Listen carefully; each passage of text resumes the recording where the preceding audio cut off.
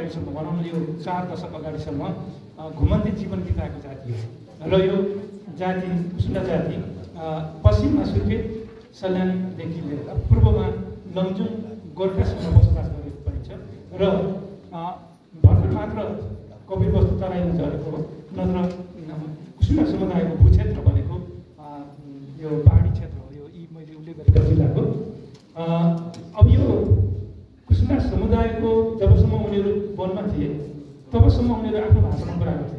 उनीहरूको आफ्नै मातृभाषा छ, गिपन भन्छ कुसुन्डाहरूले, गेमा गिपन भनेको कुसुन्डा भाषा र यो कुसुन्डा भाषा चाहिँ कुसुन्डा भाषा चाहिँ अहिले बिस्तारै लोप हुँदै गइरहेको छ।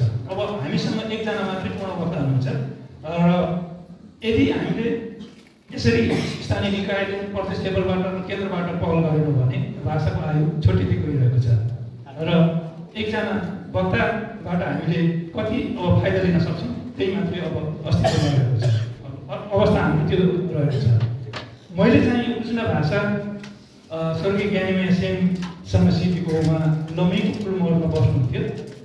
यो समयमा मैले त्यति बेला थारू जाति र संस्कृतिको अध्ययन गरिरहेको बेला उहाँको छोराले मलाई तपाईँले यो भाषा र संस्कृतिको अध्ययन गरिराख्नु भएको छ, के अरे यो शब्दहरू बचाइदिनु पऱ्यो, भाषाहरू बचाइदिनु पऱ्यो भन्ने कुराहरू म उहाँसँग झन्डै 5 वर्षभन्दा बढी अध्ययन गरिसकेपछि कुसुन्डा जाति र शब्दकोश नामक पुस्तक तयार गरेको थिएँ। त्यसपछि पुस्तक प्रकाशन भइसकेपछि नेपालमा रहेका लोकमुख जातिहरूलाई राज्यले हेर्नुपर्छ भनेर भाषा आयोगले मलाई 2076 सालमा पहिलोपटक क्लास 90 घण्टाको क्लास सञ्चालन गर्ने जिम्मेवारी दिएको थियो। त्यो क्लास चाहिँ मैले लमी नगरपालिकाको कुलमोडमा 90 दिन क्लास गरेको थिएँ र त्यो त्यति बेला 20 जना विद्यार्थीहरू थिए र 17 जना कुसुन्डा 3 जना गैर कुसुन्डा थिए। उनीहरूलाई एउटा शब्द पनि थाहा थिएन त्यति बेला। मैले 90 घण्टा 3 महिनाको समयमा पढाइसकेपछि केही उपलब्धिमूलक काम भएपछि दोस्रो वर्ष कोरोनाको कारणले क्लास सुचारू हुन सकेन र तेस्रो वर्ष 78मा यो कुसुन्डा मातृभाषा पुस्तकालय कक्षा महेन्द्र माथि धारणामा यो 4 वर्षसम्म मैले पढाएँ। यो 81 को वैशाख महिनासम्म मैले पढाएँ र यसमा सुरुमा पढाउन एकदम गाह्रो थियो। स्रोत व्यक्ति भनेको ज्ञानीमय सेन हुनुहुन्थ्यो, पछि चाहिँ कमलासिंह यहीँ हुनुहुन्छ, उहाँसँग पनि मैले सहकार्य गरेर यो कुसुन्डा व्याकरण सम्बन्धी किताबहरू लेखेँ, भाषा आयोगले छापेको छ त्यो र अहिले पनि एउटा पुस्तक लेख्दैछु, भाषा आयोग मार्फत नै छापिदिइसक्यो र अरू एक दुईवटा किताब चाहिँ एउटा कुसुन्डा जाति शब्दकोश मैले व्यक्तिगत रूपमा नै प्रकाशन गरेको हो भने एक दुईवटा किताबहरू चाहिँ विभिन्न संस्थाले प्रकाशन गरेका छन्। अहिले चाहिँ केही सामग्रीहरू पनि तयार भइसक्यो र मैले झन्डै 550 घण्टा जति कुसुन्डा भाषा कुसुन्डा विद्यार्थीहरूले पढाइसकेको छु र उनीहरूले अहिले सामान्य बोलचाल गर्न सक्ने, लेख्न सक्ने, बोल्न सक्ने भइसकेका छन् र यो प्रशिक्षणको क्रममा पनि मैले पहिलोपटक मैले पढाएका विद्यार्थीलाई सहयोगका रूपमा पठन पाठनको जिम्मेवारी दिइरहेको छु। उसले पनि मसँग पहिलोपटक पढाउँदैछ र यसरी उसले एक दुई चरण मसँग सँगसँगै प्रशिक्षणमा सहभागी भयो भने कुसुन्डा समुदायबाट पहिलोपटक आफैले नै आफ्नो मातृभाषा पढाउन सक्ने हुन्छ।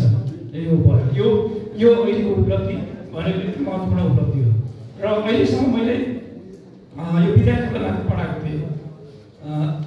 यो घर परिवारमा भाषाको जबसम्म घर परिवारमा प्रयोग हुँदैन तबसम्म भाषा जोगाउन सकिँदैन। अनि त्यो हिसाबले मैले चाहिँ एउटा कन्सेप्ट आयो कि अभिभावकलाई मातृभाषा भन्ने त्यो परियोजनालाई मूर्त रूप दिनका लागि यो सर्वजनीन गाउँपालिकाको अध्यक्ष श्री जगबहादुर विगतले सहज स्वीकार दिनुभयो र उहाँलाई म एकदमै हार्दिक धन्यवाद दिन चाहन्छु। र अब कुसुन्डा भाषाको बारेमा कतिपयलाई थाहा होला, कतिपयलाई थाहा छैन होला। नेपालमा 4वटा भाषा परिवारहरू छन्। ती भाषा परिवारहरूमा नपर्ने एकल भाषा हो। यो विश्वमा अहिले 7,000 जति भाषाहरू छन् र ती अबको 2 दशकमा आधाभन्दा बढी भाषाहरू लोप हुँदैछन्।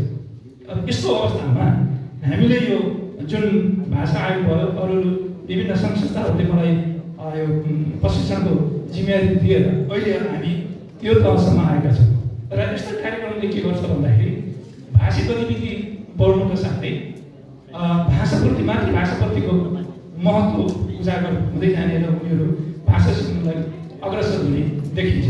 र यो कुसुन्डा भाषा एकल भाषाको रूपमा मैले भने विश्वको कुनै पनि भाषा परिवारमा नपर्ने र यसलाई यो हामी धेरैका थाहा छैन, यो 1818 मा यो ब्रिटिस त्यति बेलाको रेजिडेन्ट जो काठमाडौँभन्दा थानकोटभन्दा बाहिर आउन पाउँदैन थियो, उसले ब्रायन हड्सनले 123वटा शब्द सङ्कलन गरेको थियो र त्यो शब्द अहिले ब्रिटिस लाइब्रेरीमा छ।